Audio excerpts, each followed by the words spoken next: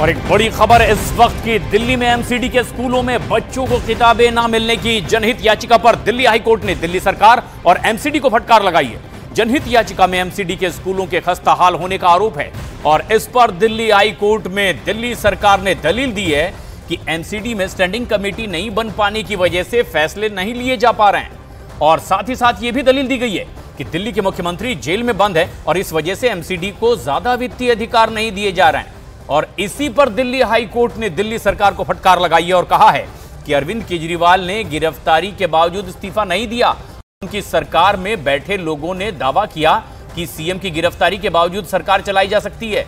इस पर Delhi high court ने दिल्ली सरकार में शहरी विकास मंत्री सौरभ भारद्वाज पर भी टिप्पणी की और कहा कि वो घड़ियाली आंसू बहा रहे हैं। वहीं कोर्ट ने टिप्पणी की कि दिल्ली सरकार केवल पावर चाहती है और इस मामले में दिल्ली हाई कोर्ट ने फैसला सुरक्षित रखा और सोमवार को फैसला आ सकता है। और इस पूरे मामले पर सुनवाई के दौरान दिल्ली सरकार के वकील ने दलील दी कि एमसीडी में इस समय स्टैंडिंग कमेटी ही नहीं है और इसके कारण दिक्कत हो रही है। उन्होंने कहा है कि मुख्यमंत्री हिरासत में हैं और उनकी मंजूरी के बगैर एमसीडी सदन को अधिक वित्तीय अधिकार नहीं दिए जा सकते। और इस पर कोर्ट ने कहा कि आप ही लोगों ने कहा था कि मुख्यमंत्री की हिरासत में रहते हुए भी सरकार चलाई जाएगी। कोर्ट ने यह भी कहा कि कोर्ट के सामने कुछ याचिकाएं आई थी जिस पर कोर्ट ने टिप्पणी भी की, लेकिन उसके बावजूद आपका प्रशासनिक फैसला था।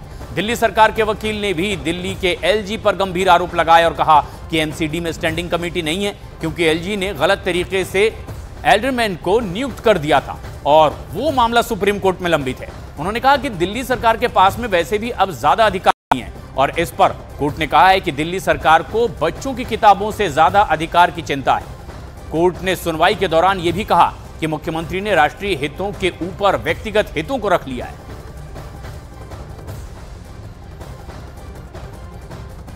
और इस पूरे मामले पर राजनीतिक संग्राम भी शुरू हो चुका है। बीजेपी के नेताओं ने मोर्चा खोल दिया है और हाईकोर्ट की टिप्पणी के बहाने इस बार फिर से दिल्ली के मुख्यमंत्री अरविंद केजरीवाल के इस्तीफे की मांग बीजेपी ने की है। और ऐसे में घमासान बढ़ता ही चला जा रहा है। जैसे ही कोर्ट का यह मामला सामने आया है, कोर्ट की इस टिप्पणी के बाद बीजेपी अब आम आदमी पार्टी पर हमलावर है और इस पर दोनों ही पार्टियों के नेता आमने सामने। माननीय कोर्ट ने कहा कि आप सभी दिल्ली नगर निगम के 2 लाख से ज्यादा बच्चे दयनीय हालत में हैं।